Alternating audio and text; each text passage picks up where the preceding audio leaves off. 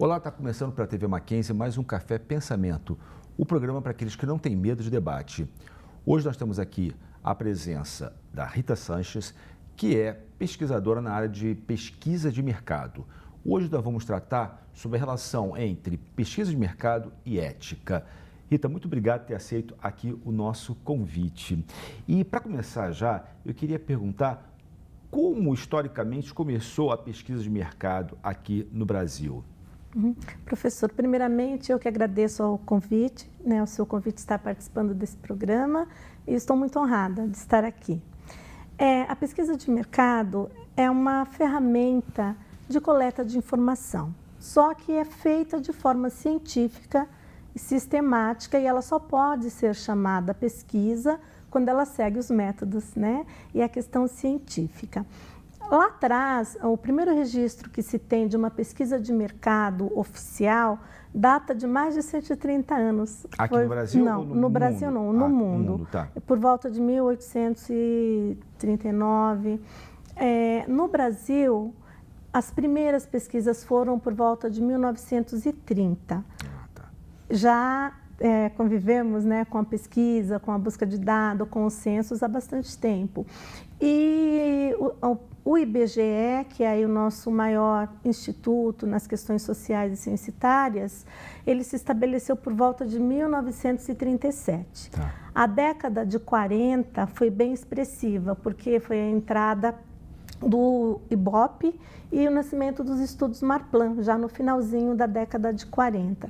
E depois vieram os grandes institutos, os estudos, e mais por volta de 1970, 1980, ela passou a ser uma ferramenta incisiva do marketing, Então começou a ser mais vista nos negócios. Quais são as áreas que se utilizam mais de pesquisa de mercado? Por exemplo, é a indústria, é o comércio, é a política, ou isso é indiferente? Não, é indiferente. Todas as áreas utilizam pesquisa de mercado. Ela serve para os interesses públicos, sociais, e ela serve para os interesses particulares das empresas, De certa forma, as grandes empresas, os grandes nomes, as grandes marcas, já não tomam nenhum passo sem consultar, Sem consultar o consumidor, sem avaliar um produto, uma embalagem, uma marca. Então, todos os grandes fabricantes em todas as áreas, a área de cosmético, automobilístico, serviços, mercado, financeiro, banco, todas as áreas se utilizam da pesquisa de mercado e as questões sociais também, tanto política como comportamento social de maneira geral. Rita, nós sabemos que até agora, as pesquisas de mercado, embora me parece que isso vai mudar muito, vai mudar bastante com a questão da internet, mas geralmente são pessoas que fazem a pesquisa de mercado. A coleta. Como é que é a formação desse pessoal? Por que eu estou falando isso? Você falou, olha, nós temos bases científicas, na área da matemática, enfim, mas só que tem o humano que colhe, que faz, que leva as perguntas e que colhe, que faz esses questionários. Quem é esse profissional? Então, a pesquisa de mercado, ela é uma atividade multidisciplinar. Ela envolve sociólogos, psicólogos, economistas, estatísticos, fortemente os estatísticos, matemáticos, então publicitários, Então ela é uma tarefa multidisciplinar. O que ocorre é que quando ela nasce para efeito das amostras, definir cotas e o que será feito estatisticamente com esse resultado, ela envolve todos esses profissionais. A elaboração do questionário, ela envolve também muitos profissionais, mas mais o profissional analista, o gerente, o cliente. Quando ela chega na mão do profissional que vai aplicar esse questionário, ele é treinado apenas para a aplicação daquele questionário. E nem sempre ele tem a formação ou a consciência de todo o processo para gerar aquele questionário e também não tem consciência depois de toda a utilização que será feita daquele questionário que está sendo aplicado. Então, infelizmente, na etapa da coleta, há uma formação, um treinamento, nem seria uma formação, um treinamento específico para a aplicação do questionário. O profissional que faz a coleta, ele está bem distante, muitas vezes, de compreender o interesse do cliente, o interesse da fonte que está pedindo aquela informação e também de todos os profissionais envolvidos para gerar aquele questionário. Acaba sendo uma coisa mecânica. Então, nesse aspecto, não põe em risco toda a pesquisa, né? Tendo em vista que esse profissional ele faz uma coisa mecânica e se ele aparentemente não tem uma formação adequada, isso não compromete a pesquisa? É como o questionário, ele é elaborado de uma forma bem sistemática, né? O entrevistador que está coletando, ele é treinado para perguntar dentro daquele critério. Então, assim, toma-se muitos cuidados para que nessa etapa da coleta, ele se concentre nessa busca de dados, nessa pergunta e resposta disso. E a própria indústria de pesquisa de mercado tem meios e tem formas de verificar se esse trabalho está sendo feito corretamente. O mundo ideal seria que todos os entrevistadores tivessem o domínio de amostras, de metodologias, de conhecimento estatístico, mas ele é treinado para a forma da pergunta que ele vai fazer, para o tipo de pesquisa que ele vai fazer. Os institutos, de maneira geral, tomam esses cuidados, né? Mas a garantia de 100% de que não haja comprometimento nesse momento tão precioso que é o da coleta, que é o contato com o entrevistado, é a hora que esse questionário vira realidade, essa garantia de 100% não existe. Nesse aspecto, então, não levaria a algum tipo de problema ético quando isso não ocorre, né? Ou seja, quando esse coletador não faz a ação que deveria de fazer na hora da coleta? Sim, há um comprometimento ético, um forte comprometimento ético. O Código de Ética de Pesquisa de Mercado, que foi elaborado pela ESOMAR, que é a nossa entidade global de pesquisa, ela tem neste código estabelecido os critérios éticos que devem ser seguidos. O primeiro e principal deles está sempre voltado para a proteção do entrevistado. No momento da entrevista, que é não mudar as opiniões desse entrevistado, não constranger esse entrevistado com perguntas que ele não possa responder, informá-lo de que a qualquer momento ele pode parar de responder aquela pesquisa se ele se sentir invadido. Então, a proteção do entrevistado. Agora, se o instituto, a empresa ou o pesquisador não tomar os devidos cuidados no treinamento do entrevistador que está coletando, sim, há um comprometimento ético, né? Nesse sentido. E aí, nesse aspecto, agora, eu queria saber, tudo bem, desse profissional, digamos assim, que faz a finalização, entre aspas, da pesquisa, mas na elaboração, né? Muitas das vezes, por exemplo, quando se fala do conceito de classes sociais, né? Para se pertencer a uma classe tem que ter televisão, ter quantos banheiros, mas isso será que reflete, de fato, o público-alvo? Sempre existiu uma forma de se estudar em grupos, né? Então, há vários critérios no mundo inteiro para se reunir esse grupo e poder estudá-lo de uma forma conjunta. A primeira questão é, a pesquisa de mercado, ela acontece de uma forma quantitativa, quando eu estudo esses grupos e busco uma forma mais estatística, né, buscando dados estatísticos, e a qualitativa. Quando eu faço a pesquisa qualitativa, eu busco mais os aspectos comportamentais, de sentimento, de percepção das pessoas.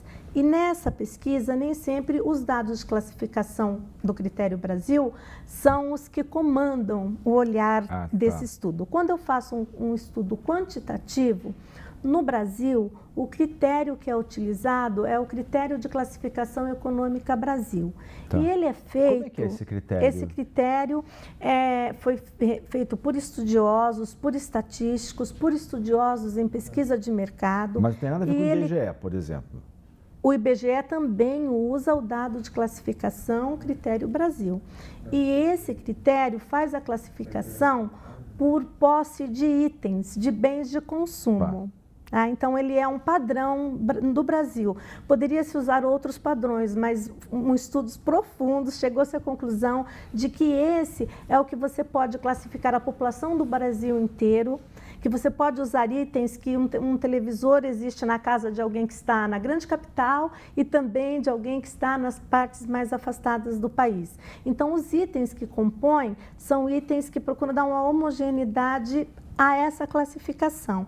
Este dado, ele mesmo diz que ele não serve para todos os estudos e nem para todas as interpretações. Ele é uma forma de classificar os grupos através do seu poder de compra e do seu poder de consumo e dos itens que ele tem dentro do seu domicílio. Tipo o quê?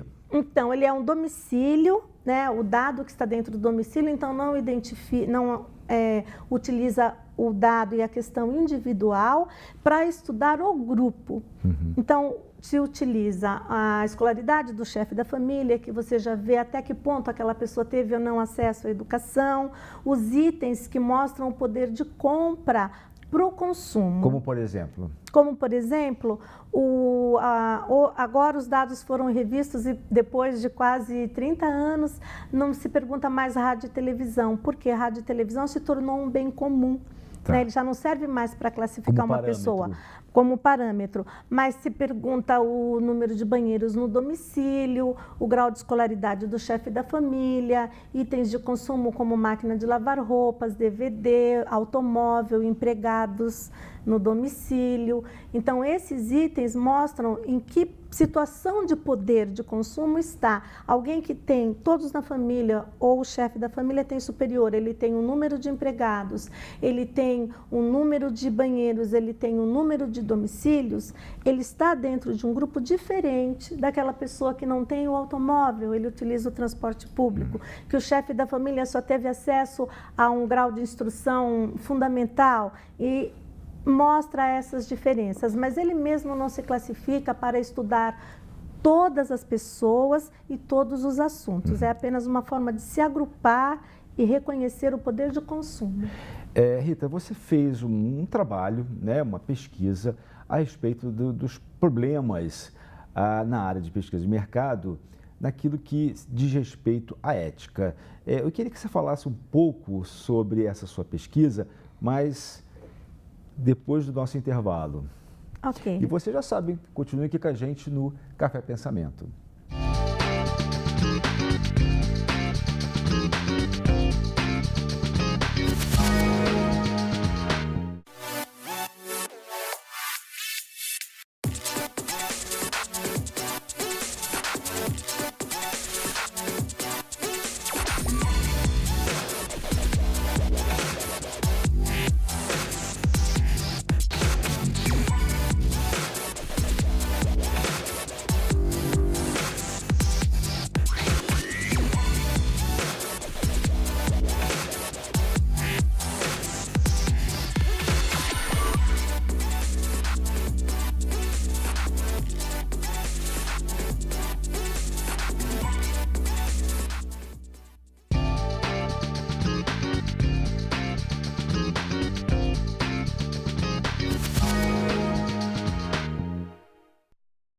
Olá, estamos de volta ao Café Pensamento, hoje com a Rita Sanches, que está falando para nós sobre a relação entre ética e pesquisa de mercado.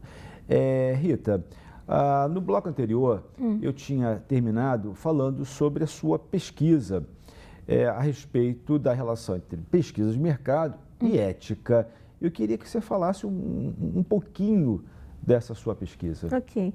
Bem, há uma profunda ligação entre a pesquisa de mercado e a ética, porque ela fala com pessoas, ela capta sensações, ela capta a opinião das pessoas, né? E gera informação.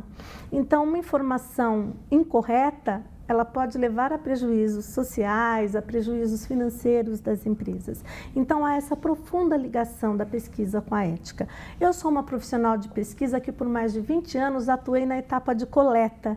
Então, eu conheço bem o trabalho do entrevistador. Depois que o questionário está pronto, no momento que essa etapa de coleta começa a acontecer, né? E por que eu quis fazer esse trabalho? Até por esse amor, por esse carinho que eu tenho por essa etapa e porque foi a minha a grande parte da minha atuação. Então, o que acontece? O entrevistador, ele está sujeito a N questões do mercado de pesquisa, como, por exemplo, o fato da profissão não ser regulamentada no Brasil. Então, tem várias atividades que a pesquisa incorpora que são regulamentadas, mas a pesquisa de mercado não é. E por isso, nem sempre ela tem regras específicas para a questão da pesquisa de mercado. E o entrevistador já é um problema, né? Já que já é um problema, né? Porque assim, nós buscamos, nos apoiamos no Código de Ética da ESOMAR, existe O que é a ESOMAR? A ESOMAR, ela é uma entidade global que regulamenta as ações éticas e a pesquisa de mercado no mundo. No Brasil, nós temos a ABEP, que é a Associação das Empresas de Pesquisa, e dentro da ABEP, profissionais respeitadíssimos que fizeram a autorregulamentação para o Brasil. E temos também a SPPM, que é a Associação dos Pesquisadores, que se direciona pelo mesmo Código de Ética da autorregulamentação. Então, o que interfere na ética do profissional? Primeiro, por ela não ser regulamentada, ela absorve uma mão de obra autônoma, uma mão de obra freelancer, ela está sujeita a demandas do mercado, né? A pesquisa de mercado ela oscila muito, há períodos que há muito trabalho, né? Então, esse profissional normalmente é um profissional informal. E toda vez que você tem uma mão de obra na informalidade, isso de alguma forma afeta a qualidade do trabalho que está sendo realizado. Né? Apesar que no estudo que nós realizamos lá para a USP, mostrou que os profissionais, alguns dizem que eles só fazem bico, que é informal e que é bico, mas 58% deles estão há mais de 10 anos na atividade, já passaram por mais de 3 institutos. Então, são profissionais que eles mudam muito de um instituto para o outro, conforme tem trabalho, mas que eles permanecem na atividade. Vão mudando de instituto, vão mudando de atividade, mas permanecem na atividade. Uma questão bem importante também é que nós buscamos os conceitos de ética. Quando começamos a trabalhar, a primeira pergunta do questionário, eu fiz um trabalho com os profissionais de pesquisa. Perguntei, o que é ética para você? Ele diz, ou seja, o seu questionário, quer dizer, a sua preocupação na sua pesquisa foi entender, perguntar para esse profissional o que é ética. Ética, né? Para ele, no trabalho dele. Como ele vê a profissão dele, né? E só com o profissional de campo, da etapa de coleta. Então, a primeira pergunta é o que é ética para você? E aí vieram os conceitos de respeito, honestidade, idoneidade, convivência social. E quando eu perguntei, e o que é ética na sua atividade? Os mesmos conceitos, o que me deu muita alegria, né? Quer dizer, ele consegue reconhecer na sua profissão esses mesmos conceitos, que foi respeito ao cliente, sigilo das informações, respeito aos entrevistados, não mudar a resposta dos entrevistados, né? E perguntamos o que pode ser feito para manter a ética. E eles disseram regulamentar a profissão, as pessoas que fazem os questionários, que elaboram os questionários, reconhecerem a dificuldade de um questionário muito grande ou de um questionário mal elaborado, onde a pergunta não está sendo feita da maneira que todos possam aplicar e obter a resposta. Se eu quero saber se alguém tem filhos, eu não pergunto se ela é casada. Claro. E se eu quero saber que horas são, eu não pergunto se a pessoa tem relógio. Né? Então, eles se queixaram muito de perguntas que são feitas nem sempre de forma objetiva. Então, só né? assim, para eu entender, Rita, não é verdade? Então, eles, apesar da profissão desse pessoal, né, não ser regulamentada, de serem informais, mas, de modo geral, eles têm uma preocupação, eles têm um cuidado, né, um cuidado ético na realização da pesquisa. E nesse aspecto, pelo que você está falando, pelo que eu entendi, eles também questionam as próprias perguntas, as próprias estruturas. As próprias estruturas. Do questionário. Isso é muito interessante, né? Quer dizer, eles começam a perceber, essa questão aqui, na realidade, tem tem uma falha, né? No sentido de ela não está dando conta do que ela está propondo. É isso? Exatamente isso, porque é um conjunto. A pesquisa ela é um conjunto. Eu vou coletar uma informação.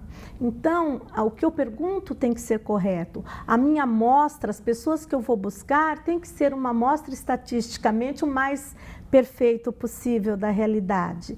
E o entrevistador, quando ele está atuando, ele percebe essa dificuldade, né? Ele percebe que quando esse questionário é elaborado, que quando as questões estão claras, que quando ele está tendo a percepção do que o cliente ou do que o questionário vai buscar, o trabalho dele se torna muito melhor e com uma qualidade melhor então, também. Então, nesse aspecto, os institutos, eles deveriam ter uma preocupação de ter um canal de comunicação para quem faz os questionários, para quem elabora os questionários e para aquele que vai aplicar, né?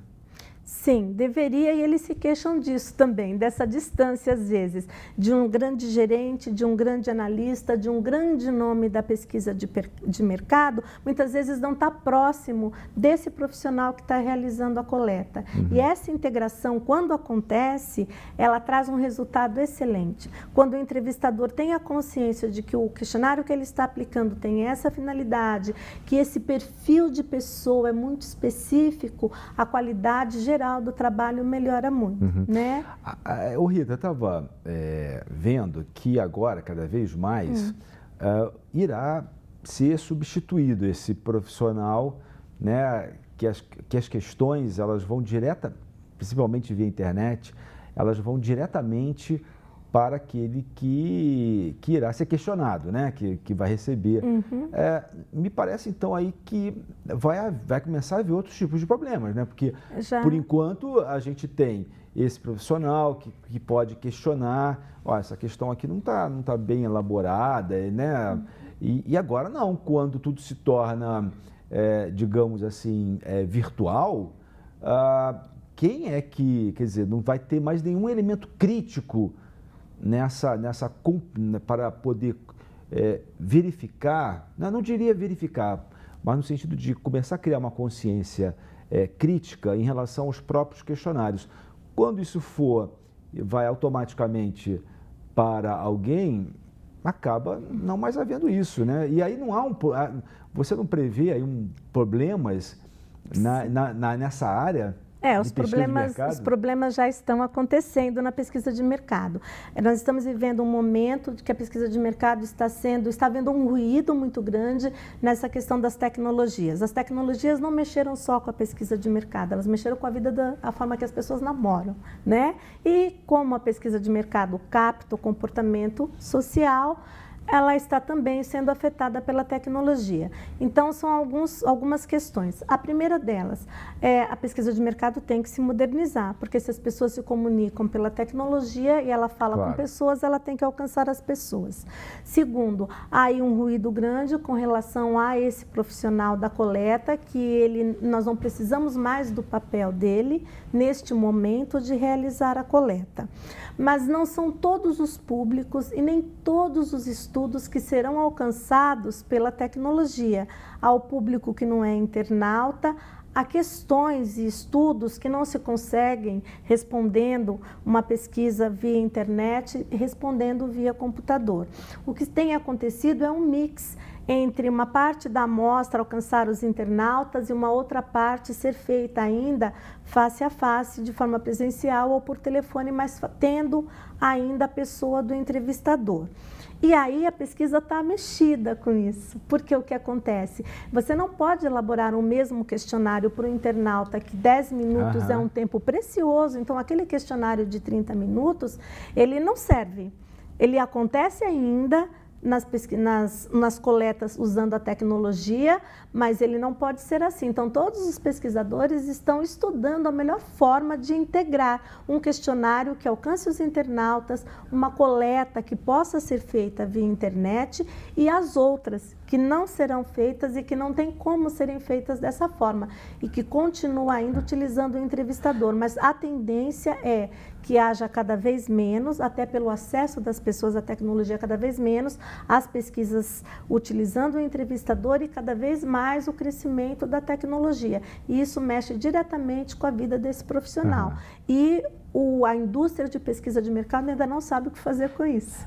Está sendo uma migração lenta, uma migração difícil, né? Estamos todos nos adaptando a essa nova realidade. Porque eu pergunto o seguinte, às vezes eu tenho uma preocupação com essa tecnificação, digamos assim, e que essa pesquisa pode acabar muito burocrática, né? Alguém que vai, olha, tudo acaba ficando tudo muito mecanizado e se perde, por assim dizer, o significado real daquilo que está sendo pesquisado, daquilo que está sendo investigado. Ou é ingenuidade da minha parte? Não, não é ingenuidade da sua parte. Se eu quero somente saber qual é o seu celular, a marca, a sua operadora e se a sua forma de contratar o serviço é pré ou pós-paga, uma pesquisa eletrônica responde perfeitamente. Se eu quero saber as dificuldades que você tem, os serviços que você necessita, como é que está a sua relação com este aparelho que está na sua mão, a pesquisa eletrônica não responde. Então, assim, as questões que vão falar do comportamental, que vão entrar no âmago mais aprofundado dos estudos, a tecnologia ainda não responde. Por isso que eu te digo que não vai acabar a pesquisa pessoal, a pesquisa telefônica, a pesquisa qualitativa. Eu creio que a tecnologia vai ser uma forma de apoiar a pesquisa. Porque se eu falar para você onde você está agora, fotografe o lugar que você está e você está com o seu celular, eu tenho uma informação real daquele momento. E isso é muito bacana, utilizar para isso. A pessoa toma um medicamento, fotografe todas as vezes que você utiliza esse medicamento. É a tecnologia apoiando a pesquisa. Agora, para alguns estudos, eu acredito que a tecnologia não vai cobrir, não é ingenuidade não, eu acredito que eles vão caminhar junto, haverá um crescimento, mas não vai terminar, não vai deixar de existir. Até porque essa questão do sentimento, da postura, do comportamento, das percepções, a tecnologia ainda não capta. Que bom! Que bom! Rita, muito obrigado pela sua entrevista e eu gostaria de agradecer a você que tem nos acompanhado e até o próximo Café Pensamento.